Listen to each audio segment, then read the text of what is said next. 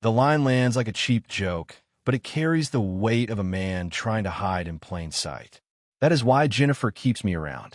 She always will look good compared to me.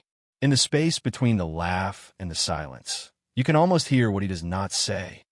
When you spend your life under cameras, you learn that humor is not just entertainment, it is armor. You make yourself the punchline before the world can sharpen its knives, because the world always does. And for Ben Affleck, the knives have never been subtle.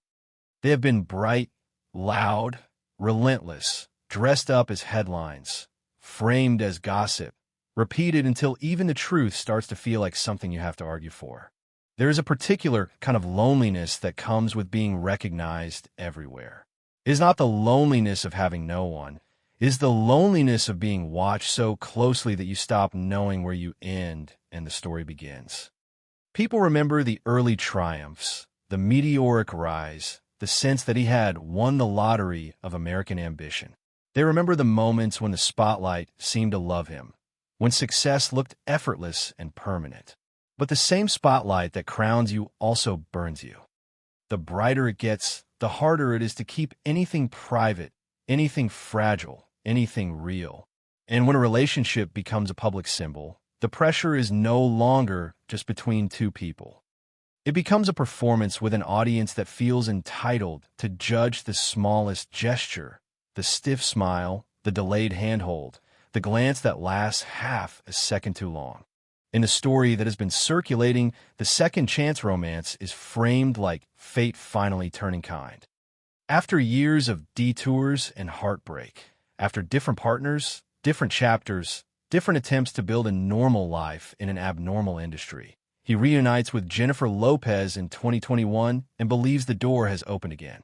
The idea is irresistible because it is simple. Two people who were once the most visible couple in America find each other again, older now, supposedly wiser, supposedly ready. It plays like a film you have seen before and still want to believe in, because it promises that timing was the only villain, that love was never the problem.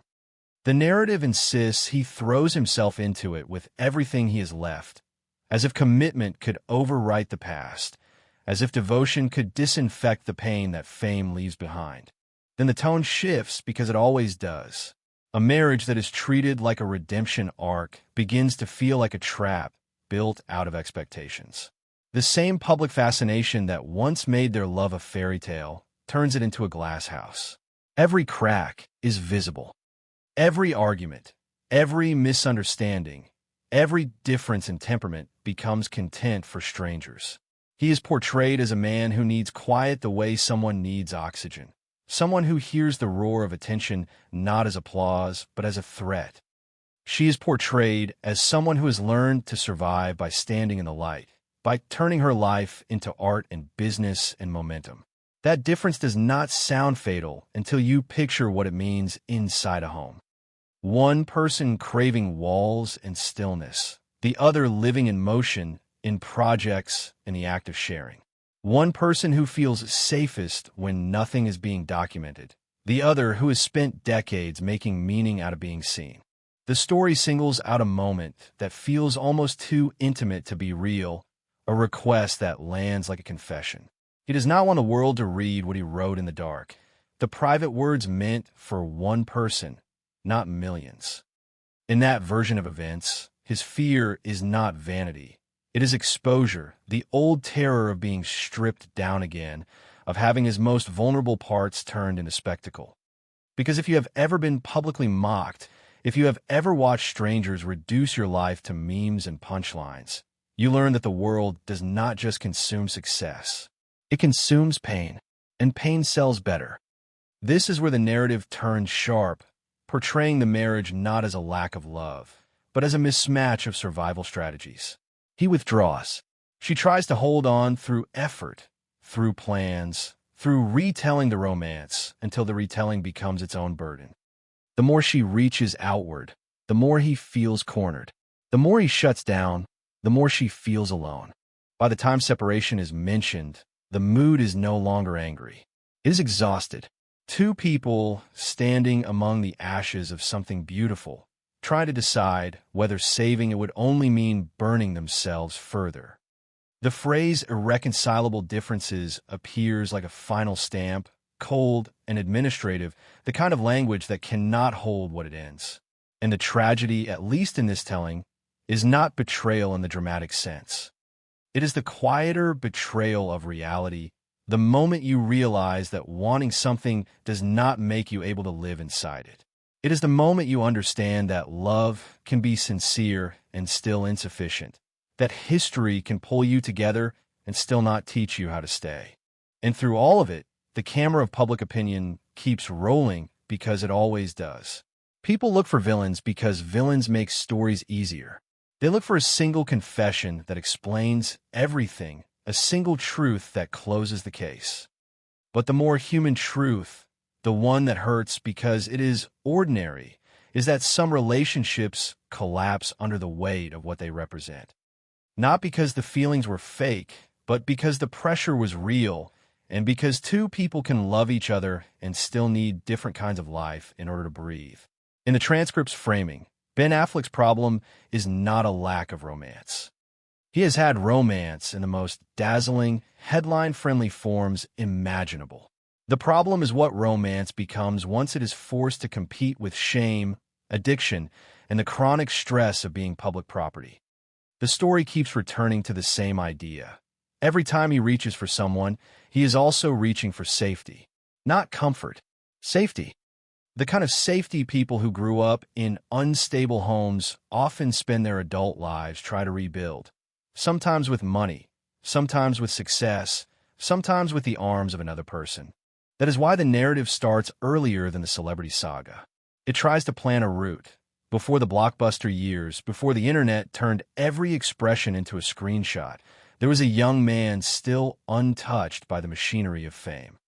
In that version of his life, love is presented as simple, quiet summers, ordinary tenderness, a relationship not yet contaminated by the sense that everything can be taken away. The transcript names a first love and treats her less like a public figure and more like a symbol. Youth, calm, normalcy. The point is not that she was the one, but that she represented a version of him that did not have to perform. Then comes the first crack, distance. It is always distance in one form or another. Physical distance, because careers pull people to different places. Emotional distance, because ambition changes priorities. Psychological distance, because the moment a person begins to attach their identity to success, every relationship becomes subject to the same calculus. What does it cost? What does it risk? What does it demand? In the transcript logic, he chooses the bright lights because that is what he has trained himself to do. Move forward, keep climbing, keep winning. But the cost is that he loses the earliest place where he felt emotionally whole. And that loss becomes a template, a wound he carries into every later relationship. The story then shifts into the classic Hollywood era. Glamorous parties, high-status pairings, the sense that he has entered a world that both flatters and devours. Here, the transcript introduces another key thread, self-sabotage. It gestures toward alcoholism, gambling, restlessness, behaviors that in many public narratives are treated like bad decisions, but here are framed as symptoms. Not excuses, but symptoms. Because the person who is afraid of being abandoned can sometimes become the person who abandons first. Through numbness, through avoidance, through actions that push love to the edge and then act surprised when it falls. This is where the transcript's emotional engine revs up. It places him in cycles. Love begins, he feels hope, he imagines stability, then pressure arrives. Work, scrutiny, public ridicule, the relentless demand to be a symbol instead of a person. And he starts a fracture. When he fractures, he hides. When he hides, the relationship is forced into a new role, not partnership, but rescue. And rescue is a brutal job for any romance. It turns affection into responsibility, intimacy into monitoring, tenderness into crisis management. It drains both people, even if they still care. The narrative centerpiece for this dynamic is his marriage to Jennifer Garner, presented as the closest thing to a real sanctuary he ever built. Whether the details are dramatized or selectively framed, the thematic purpose is clear. She is described as peace. Not excitement, not fireworks, but the calm that makes a person believe they can finally be normal.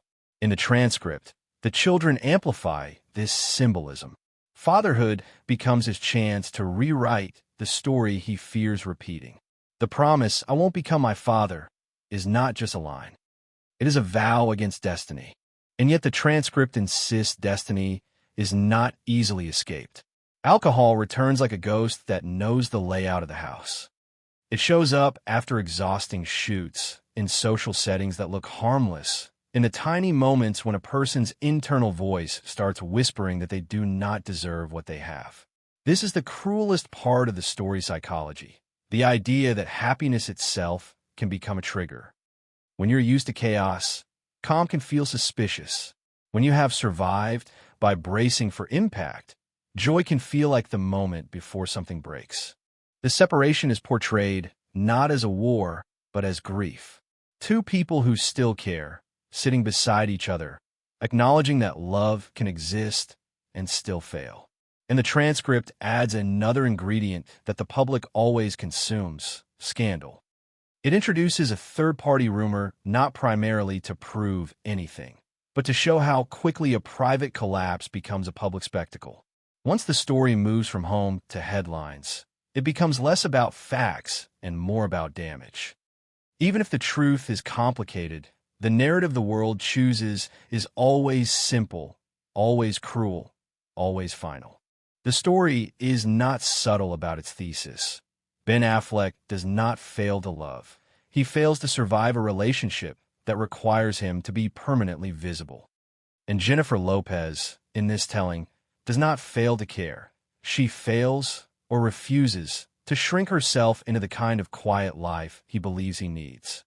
The narrative reintroduces Lopez like a force of nature returning after 20 years, not just as a person, but as an unfinished chapter. That is important because unfinished chapters in a public life become mythology. Their first relationship in the early 2000s, as the transcript frames it, was not merely romance. It was a cultural event. They were not simply dating. They were a label, Bennifer, a shorthand the world used to package love into entertainment. And the transcript insists that when you are turned into a package, you begin to lose the right to be complicated. The audience wants a plot that makes sense. The media wants images that sell. The couple themselves begins to feel trapped by the story everyone else is writing. That earlier breakup is described as heartbreak driven by pressure, not by a lack of feeling. Paparazzi, mockery, the sense of being hunted, those become the villains. The transcript paints an intimate scene, a dark room, a whisper, a decision to cancel a wedding because the life around them has become unlivable. Whether or not every detail is literally true is less relevant to the storyteller's purpose. The purpose is to establish a precedent. Even when they loved each other, the world's appetite for them turned love into stress. That precedent matters because it sets up the central irony of the reunion. They already lived through the warning once and still came back. When a story jumps to 2021, it does so with a tone of rescue. Ben is depicted as bruised by divorce, by public failure, by depression, by the kind of loneliness that grows when you're surrounded by people and still feel unseen. Lopez, meanwhile, is depicted as the return of meaning, a person who can make the past feel less like wasted pain. The transcript uses a romantic device that always works on audiences: letters. Kept letters. Private words preserved across decades, treated like evidence that love never truly died. In that device, there's both tenderness and danger. Tenderness because it suggests devotion. Danger because it suggests that the relationship is now carrying the weight of time itself, and time is heavy. The marriage, in this telling, begins with symbolism. Las Vegas, neon, secrecy, intimacy. Then Georgia, friends, celebration, public ceremony. Two weddings, two versions of the same love. One meant for them, one meant for the world. Already, the transcript is hinting at the conflict to come. It frames Ben as someone who can tolerate public life as long as he can retreat afterward, as long as privacy still exists as a real refuge. It frames Jennifer as someone whose life and career are built on turning experience into narrative. Music, film, documentary, performance, brand. Neither is inherently wrong. The tragedy is that they are mutually exhausting when combined. The turning point is not framed as infidelity or explosive scandal. It is framed as exposure. By summer 2023 in the transcript's timeline, Lopez is described as moving forward with projects that incorporate their story, an album, a documentary, the printing or referencing of letters, the public retelling of the romance as a grand saga. The transcript makes Ben's reaction visceral, drained color, small voice, a fear that sounds primitive rather than petty. I don't want the world to read what I wrote to you in my darkest moments. Again, whether this is literal or dramatized, the emotional logic is coherent. For someone whose shame has been a lifelong companion, public exposure is not a minor inconvenience. It is a threat. At this point, the transcript's portrayal of their mismatch becomes sharper. Jennifer, in the story, experiences his discomfort as rejection. How can the greatest love story of her life be something he wants to hide? Ben, in the story, experiences her public openness as danger. How can the most private parts of his survival be turned into content? The transcript paints the February 2024 documentary moment as the symbolic breaking point. He sits in the back row, as if physically trying to retreat from the narrative being displayed. He is there, but not present. He is supportive, but suffocating. This is where the transcript does something psychologically savvy. It shows how couples can fight without screaming. Instead of dramatic shouting matches, it describes tired smiles, awkward hugs, movie nights that neither remembers afterward. That detail is important because it signals emotional dissociation, the slow death of a bond that used to feel alive. In many relationships, the end does not arrive with fireworks. It arrives with numbness. Then comes the relapse motif. The transcript suggests alcohol knocks again, not necessarily as a confirmed event, but as the shadow that always lingers when stress spikes. The framing is careful in one sense. Alcohol is not a villain with agency. It is a coping mechanism waiting for an invitation. But it is also dramatic in the way it uses alcohol as shorthand for collapse. The moment he feels trapped, the story implies, the old escape route lights up. For an audience, that is compelling because it fits the established pattern. For a real person, it is also a simplification. Still, as storytelling, it works. It makes the marriage feel like it is not only about love, but about survival and relapse prevention. By April 2024, the transcript presents separation as a quiet decision.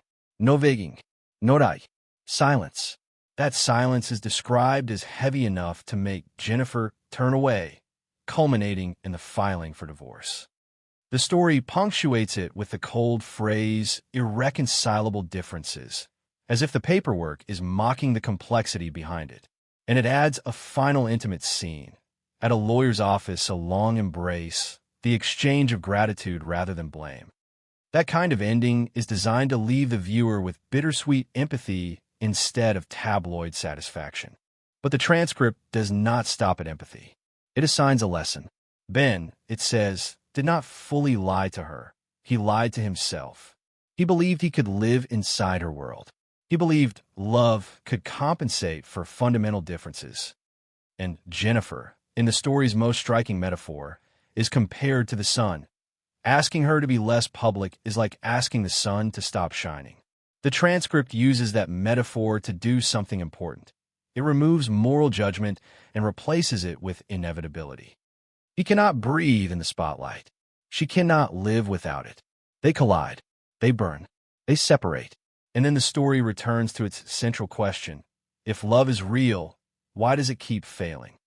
The transcript frames this period not as freedom, not even as relief, but as aftermath, the psychological wreckage that settles in when the cameras move on and the person is left alone with what the story cost. In the narrative, Ben Affleck does not explode. He does not publicly rage. He withdraws the way a man withdraws when he has learned that any visible emotion will be used against him. The pain is described like fog, not dramatic, not cinematic, just constant. It clings to the mornings and the late nights, to the spaces between work calls, to the silence that sits in a large house like a stranger who refuses to leave. This is where the transcript returns to its recurring thesis. For Ben, loneliness is not simply the absence of a partner. It is the reappearance of old fear. Fear that he is unlovable unless he is performing. Fear that happiness is temporary. Fear that any calm he builds will be shattered by the same forces that shattered it before. The story emphasizes that the public will always oversimplify. Some people will say the breakup was inevitable from day one. Some will say he never truly wanted it. Some will say she demanded too much. Some will say he gave too little. But the transcript avoids picking a clean villain at this stage. Instead, it suggests something more corrosive. Both of them were right about what they needed, and that is precisely why they could not stay together. That kind of truth offers no satisfying outrage, which is why the public rarely accepts it. Outrage is easier than complexity. Outrage gives people a side to choose. Complexity only gives them a mirror. And inside that mirror, the transcript shows Ben confronting the oldest enemy in his life, the urge to numb. Alcohol is portrayed like an old friend with a knife behind its back, familiar, seductive, patient. The narrative does not claim a perfect sobriety or a simple victory. It depicts temptation as a voice that returns when pressure peaks, whispering that one drink will soften the edges, that two drinks will make the night pass quicker, that the pain will be easier to carry if you do not feel it fully. This is not presented as moral weakness. It is presented as a human reflex, an escape route carved by years of repetition. But the transcript also gives him an anchor that is more powerful than romance: his children. It frames fatherhood as the one part of his identity he cannot afford to lose, the one role that forces him to keep showing up even when he wants to disappear. The story turns small moments into emotional weapons. A video call where he forces a smile. A child asking, "Are you okay, Dad?" The answer is always the same: "I'm okay." A simple sentence that is described as containing 1,000 cracks. Because the child is not asking as a journalist asks. The child is asking as someone who can feel instability in a parent's voice, someone who is learning what love looks like under stress, someone who will carry these impressions into adulthood the way adults carry their own childhood impressions.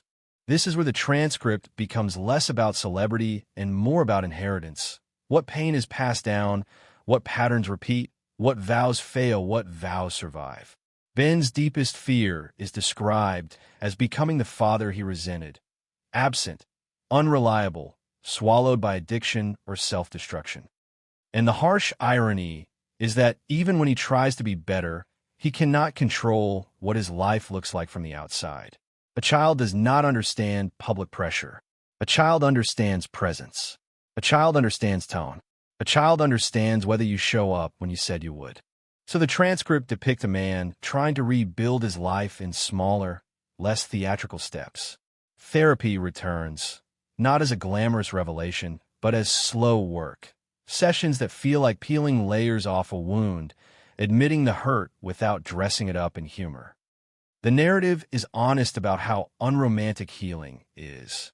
It is messy. It is repetitive. It is exhausting.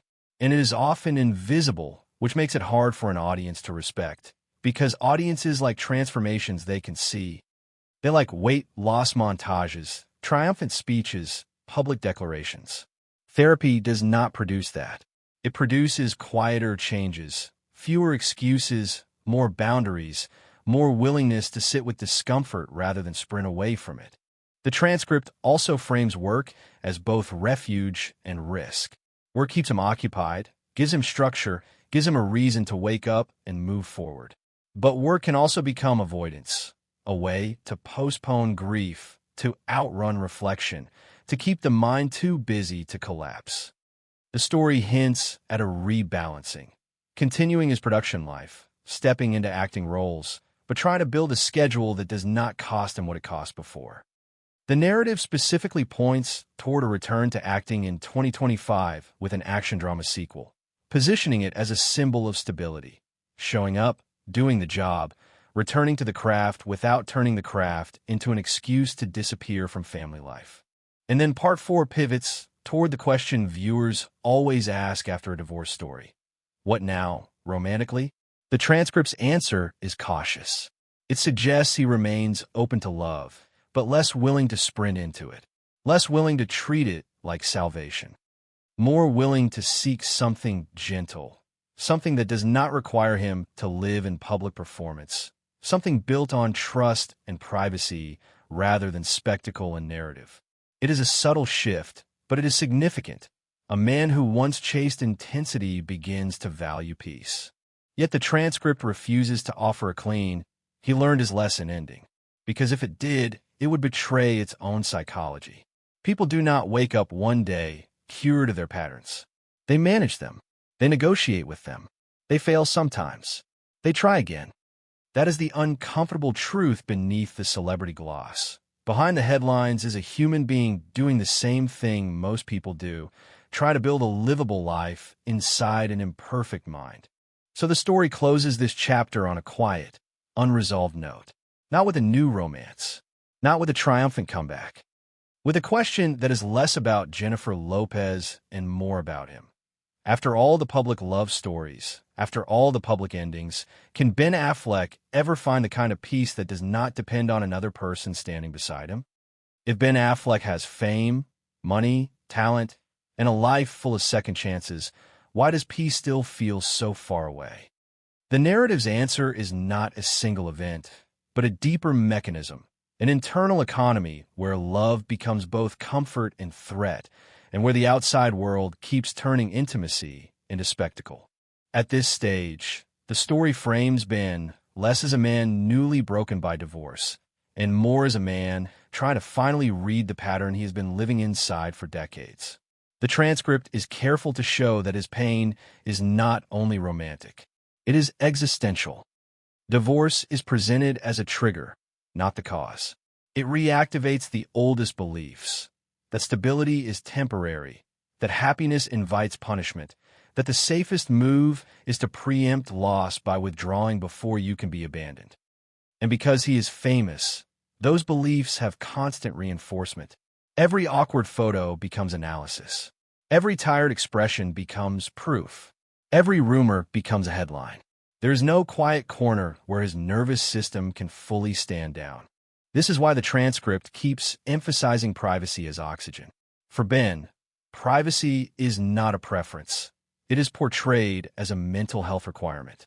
When he can live slowly, when the days are not arranged around visibility, he becomes more functional. He laughs more easily. He parents more steadily. He sleeps. He has the emotional bandwidth to be present.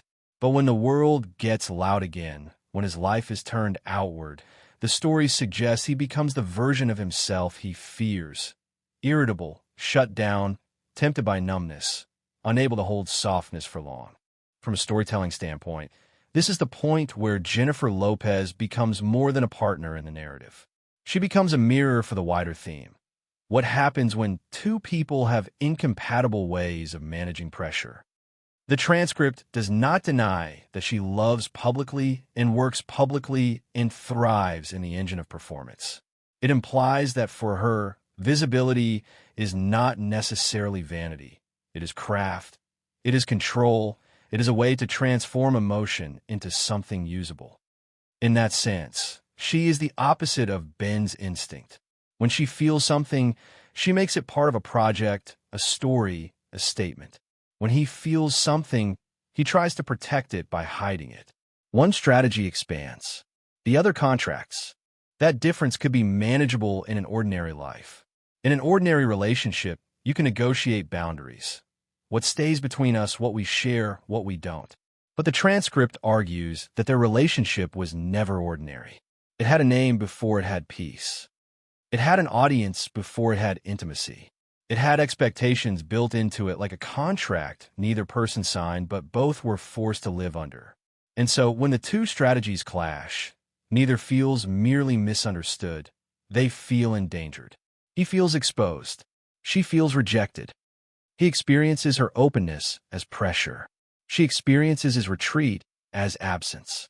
The distance grows, not because of one explosive betrayal, but because each response from one partner triggers the other partner's core fear. The transcript then shifts the spotlight back to Ben's internal work, and it does it in a way that is both compassionate and unsparing.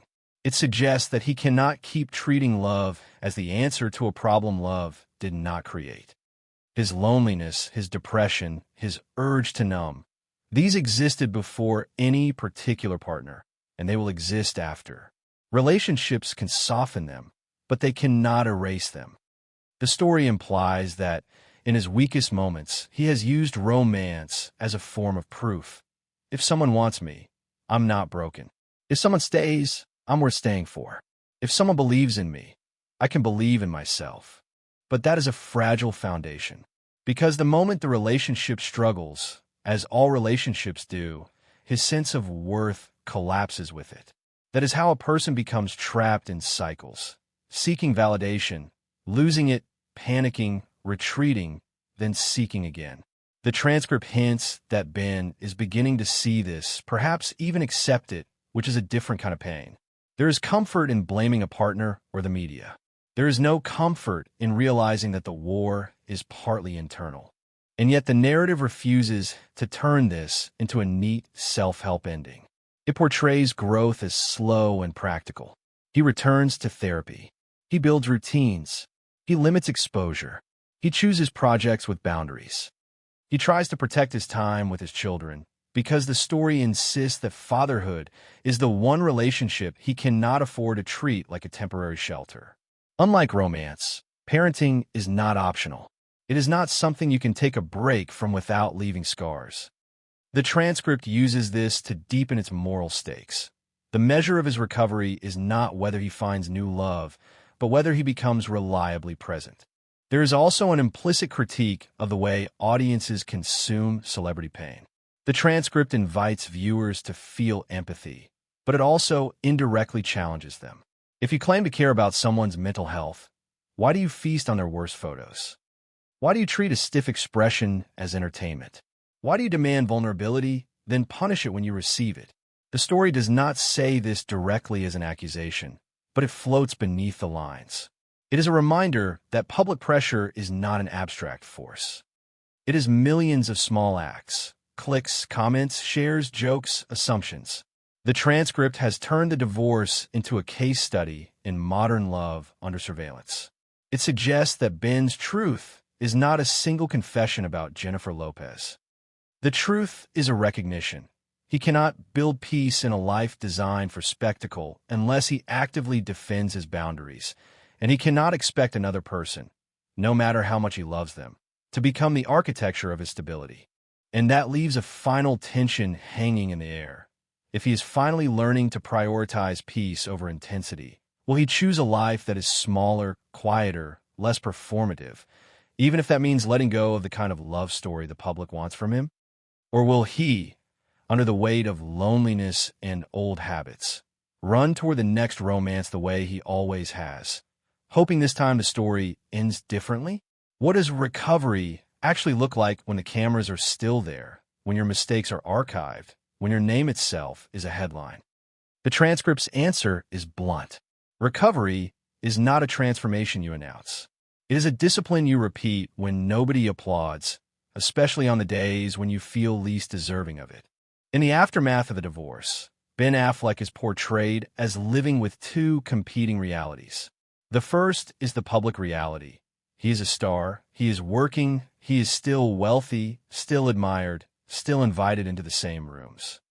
The second is the private reality. He is a man who can be pulled back toward darkness by a single quiet night when loneliness grows louder than reason. The transcript emphasizes that fame does not inoculate you against pain. It can amplify it, because you cannot fail quietly. You cannot grieve quietly. You cannot relapse quietly. Even the attempt to hide becomes a story. This is why the transcript frames boundaries as the core technology of survival. Not walls built out of arrogance, but boundaries built out of self-knowledge. Knowing which environments trigger you, knowing which people drain you, knowing which kinds of publicity feel like a manageable obligation and which kinds feel like being skinned alive. In the earlier parts, Ben is described as someone who repeatedly learned this lesson too late, after the pressure surged, after the relationship buckled, after the urge to numb returned. In part 6, the narrative suggests he is trying to learn it earlier at the level of daily choices. Therapy returns again, and this time the transcript treats it as the opposite of performance. In a world where everyone expects a clean narrative, confession, redemption, comeback, therapy is a place where you do not get points for being compelling. You have to be honest, even when the truth is boring, embarrassing, or repetitive. You have to sit with the same themes over and over. Shame, fear, avoidance, the reflex to self-sabotage when things get too good. The transcript implies that this kind of work is humiliating in the most productive way. It strips the ego out of the process. It turns "I'm fine" into "I'm struggling," and "I'm struggling" into "I need help," and "I need help" into "I can still choose what I do next." The story also leans on a practical detail: work. Not as escapism this time, but as structure. The transcript mentions his return to acting projects and his ongoing production work, framing it as a deliberate attempt to balance craft with family. The deeper point is that structure can protect you. People often imagine that freedom is the goal: unlimited choice, unlimited leisure, unlimited comfort. But for someone vulnerable to spirals, too much unstructured time can be dangerous. It leaves room for rumination. It leaves room for old habits. It leaves room for the mind to replay failures until they feel like prophecies. Work, when chosen wisely, can be an anchor. Yet the transcript is careful not to romanticize productivity. It suggests Ben has learned that work can also become a drug, an acceptable addiction that looks responsible while it quietly erodes everything else. The difference is intention. Are you working because you love the craft, because you are building, because you are present? Or are you working because you cannot bear to sit still with your own thoughts? In the story's logic, this distinction matters because it determines whether work supports recovery or undermines it. Then the narrative returns to the most sensitive subject: alcohol. The transcript does not give a clean report. It gives a psychological portrait. Temptation is described as cyclical. Stress rises, loneliness rises, shame rises, and the mind begins bargaining. One drink, then two, just enough to soften the edges. The transcript paints this not as a sudden fall, but as a slope that begins in the mind long before it begins in the glass. That is why the story emphasizes self-hatred as part of the cycle, because the person who relapses often hates themselves immediately, and that hatred becomes fuel for further numbness. Recovery, then, is not only resisting the drink. It is resisting the shame that tells you the drink is inevitable. This is where the transcript makes its strongest emotional argument. The children are not just motivation, they're consequence. They are the living reminder that every choice he makes becomes part of their environment. The narrative suggests that fatherhood forces a different kind of courage, one that is not about grand gestures, but about consistency. Showing up when you're tired, listening when you're irritable, being present when your mind wants to disappear. In that sense, the transcript frames his real redemption not as a new love story, but as a steady attempt to become the father he once promised he would be. In the popular imagination, true love is supposed to be the last door. You open it and the chaos stops. Your past makes sense. Your wounds finally close. The transcript spends the entire story arguing against that fantasy. Not because love is worthless, but because love is not a substitute for stability. It is not medication. It is not therapy. It is not a time machine. When a person carries old fear, old shame, and old coping mechanisms, love can soften them, but love cannot erase them. The story suggests that Ben has been chasing relationships as if they are proof he is still redeemable, still desirable, still capable of being saved. And each time a relationship fails, it does not simply break his heart. It reactivates the oldest belief that he is fundamentally flawed. This is why the transcript's central question, who is his true love, starts to feel like a trap, because it assumes there must be one person who can solve him. The narrative's more mature implication is that the true love might not be a person at all. It might be peace. It might be sobriety. It might be the daily choice to be present for his children, even when the mind is screaming to disappear. It might be self-respect, the kind that does not depend on an audience's approval or a partner's validation. The transcript also asks viewers to reconsider how they interpret celebrity relationships. When two normal people break up, there is often an understanding that private differences can be serious enough to end a marriage. But when famous people break up, the public demands spectacle. They want betrayal, cheating, scandal, a villain, a clean moral. The story challenges that hunger indirectly by framing the Affleck Lopez divorce as a mismatch rather than a crime. In this telling, Jennifer Lopez is not evil for being public. She is built for the spotlight. She has turned it into an empire and a form of self-expression. Ben Affleck is not weak for craving privacy. He has learned, through ridicule, scrutiny, and personal struggle, that too much exposure can pull him toward the worst parts of himself. If that is true, then the tragedy is not that one person ruined the marriage. The tragedy is that both people were too fully themselves. He needed quiet. She needed expression.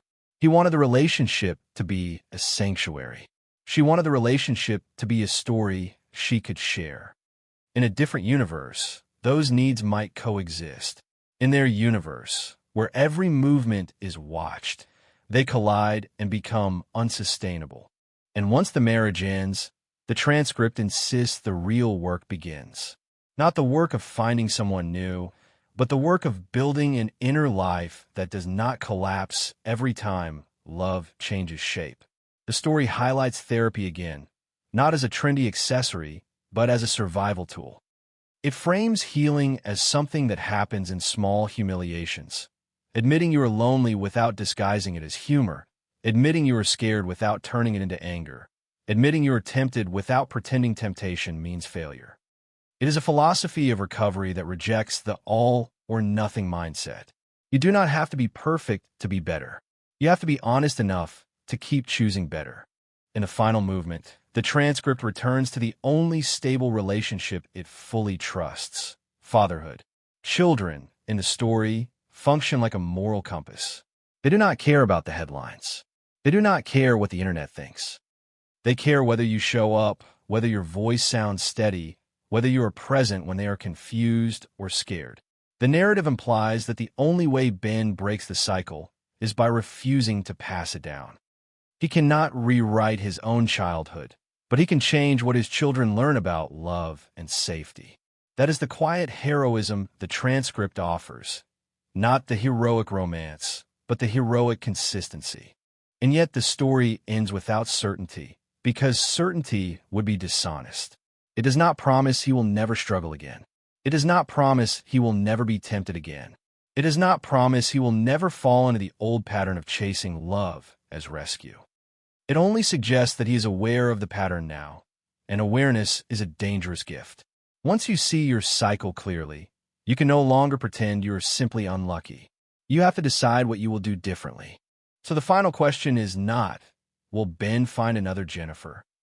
The question is sharper, and it is the one the transcript leaves hanging for the viewer to answer. If he finally chooses peace over spectacle, privacy over performance, steadiness over intensity, will he be brave enough to live a life that looks smaller from the outside, but is healthier on the inside? Or will the pull of loneliness and the addictive rush of being wanted draw him back into the same kind of love story that always ends with him alone in the aftermath? Leave your thoughts where the story always ends, in the space between romance and reality. Because maybe the hardest truth is not that love fails. Maybe the hardest truth is that love alone has never been the thing that saves anyone.